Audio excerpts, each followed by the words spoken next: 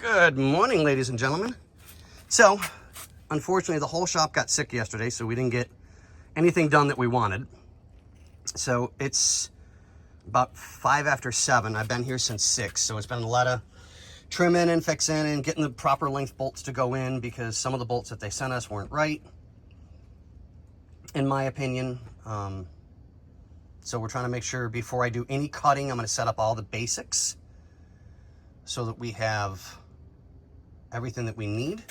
I've pretty much got everything laid out for the back here with its bracketry. The front is staying in for this bracketry. So I don't want to take any chances of, uh-oh, what did we do? Blah, blah, blah, blah, blah, yada, yada, yada. I'm not taking any chances. This is very new to me. I've only done it once in my life, so I want to make sure, because we love William's car and we love William to death. He's such an amazing man. And this is such a beautiful, beautiful car.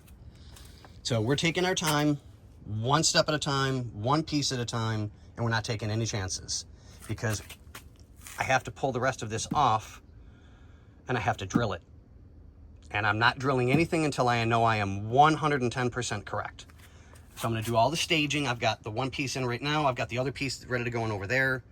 I've got to do a little more carpet trimming and get some matching bolts to go on this side because I want everything flat and flush. So nothing sticking out to catch anybody in the foot or carpeting. Let's get our cap in. So much better. That looks good.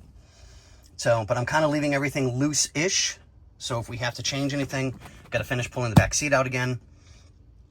You know, I need to know who, what, where, when, why, and how all of this is going in so we know where we're putting everything.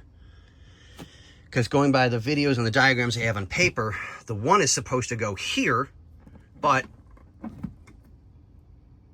that's going to hit. So before I do any cutting or anything, I'm going to be placing everything and doing it one piece at a time. I don't care.